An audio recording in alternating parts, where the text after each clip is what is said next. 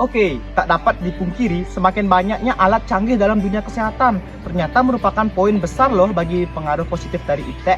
Nah, berikut saya akan lampirkan 6 dampak positif dari iptek. Yang pertama, banyaknya diciptakan aplikasi konsultasi kesehatan, di mana jika kita punya keluhan sakit, kita tidak perlu ke rumah sakit lagi, cukup dengan aplikasi kita bisa konsultasi.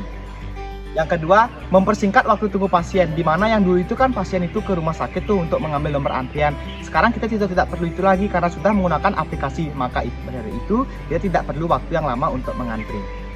Nah, yang ketiga itu adalah munculnya aplikasi pengontrol hidup sehat. Nah, dengan aplikasi ini kita akan mengetahui bagaimana cara kita mengatur pola hidup sehat kita seperti pola makan, olahraga, dan lain-lain yang berhubungan dengan pola hidup sehat tentu saja seperti saat kita ingin diet.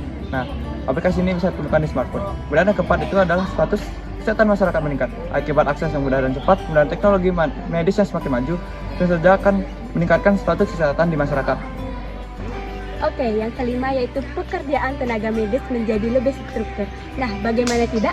Melalui pelayanan online, hal yang disiapkan tidak serumit pelayanan secara langsung. Keenam, yaitu penyimpanan data yang mudah dan terjamin. Kemampuan iptek ternyata tak hanya memudahkan pihak pasien saja, tapi juga menguntungkan para penyedia layanan kesehatan. Dengan adanya kemajuan teknologi, mereka lebih mudah menyiapkan data pasien dan tidak khawatir dalam hilangnya, misalnya melalui rekaman medis. Tak hanya berdampak positif, ternyata perkembangan iptek juga memberikan pengaruh negatif dalam dunia kesehatan. Yang pertama, maraknya penyakit kanker. Pengaruh alat-alat kesehatan yang semakin canggih saat ini bisa menyebabkan penyakit kanker. Pasalnya, dari penggunaan alat kesehatan ini mengandung zat-zat radioaktif yang kemudian mampu menumbuh kembangkan sel kanker dalam tubuh. Yang kedua, penglihatan menjadi rusak akibat smartphone. Smartphone atau telepon genggam saat ini menjadi kebutuhan yang tidak bisa ditinggalkan oleh masyarakat, baik orang tua, remaja, maupun anak-anak. Akibatnya, penggunaan smartphone yang tidak sesuai dengan standar, seperti melihat HP terlalu lama, kemudian dengan jarak yang sangat dekat, dapat menyebabkan radiasi yang ada pada layar HP menjadi rusak.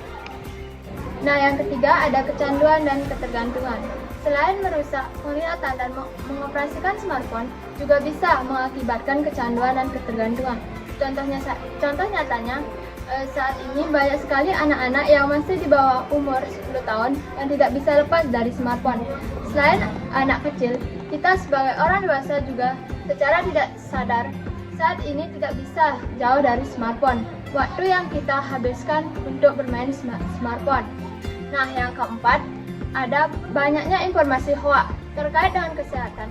Seperti saat ini, masa pandemi, banyak sekali informasi yang tidak benar mengenai jumlah kasus COVID-19 yang kemudian menimbulkan kekhawatiran pada masyarakat. Mari kita semua lebih bijak lagi dalam penggunaan iptek untuk kesehatan. maju bersama, hebat semua.